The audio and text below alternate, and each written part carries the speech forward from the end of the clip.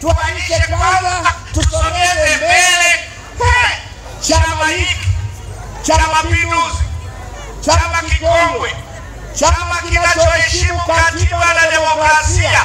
Hatuwezi kuwa sehemu ya kuvuja katiba ya Jamhuri ya Muungano wa Tanzania.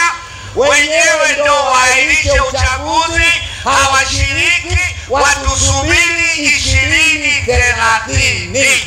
Tunaona alipo huru, tuwahirisheje uchaguzi? Nyewe mnapita mnachangisha na hela, mnajinadi, mnasema hiki na hiki. Kwa hiyo nchi iko salama, hatuwezi kuahirisha uchaguzi.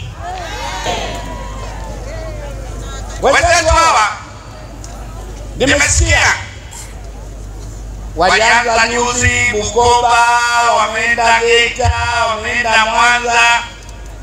Nikamsikia Mnyika na Heche wanasema tunaomba uchaguzi usogezwe mbele mpaka tufanye mabadiliko. Kuna shida gani?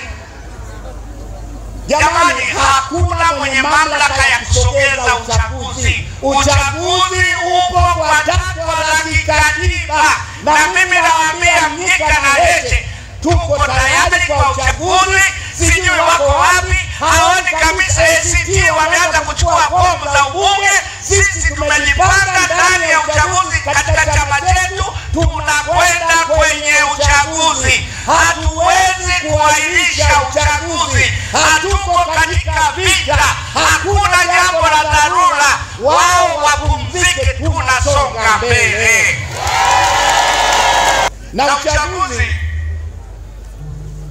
ndio maisha yetu. Unapomchagua kiongozi kuwa diwani, maana yake ni miaka 5 ili awakilishe. Unapomchagua mbunge, maana yake ni miaka 5 ili awakilishe. Hivyo hivyo na Mheshimiwa Rais. Kwa hiyo kuelekea katika uchaguzi, kwanza chama chetu sisi tuko tayari kwa uchaguzi. Hao wengine ambao hawajajiandaa la kwao, sisi tuko tayari kwa ajili ya na niwaombe ndugu zangu wa Morogoro, nimewasifia sana kwamba huku ni ngome ya Chama cha Mapinduzi. Ushindi unakuja kwa kujiandikisha. Ushindi unakuja kwa kushiriki kupiga kura. Kesho tarehe 16 uboreshaji wa daftari unaanza katika mkoa wa Morogoro.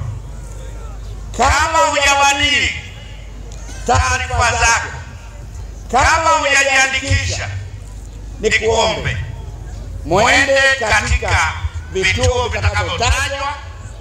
Lakini pia ni fursa kwa vijana wetu ambao mpaka tarehe ya kupiga kura ndio watakuwa wanatimiza miaka 18, na wenyewe ni muda huu wa kuboresha kwenda kujiandikisha, ili ule muda wa kupiga kura uwe umetimiza miaka 18, unayo sifa ya kujiandikisha sasa. Ili kwa wa kwanza kupata habari zetu, tafadhali usisahau kusubscribe, like na kucomment.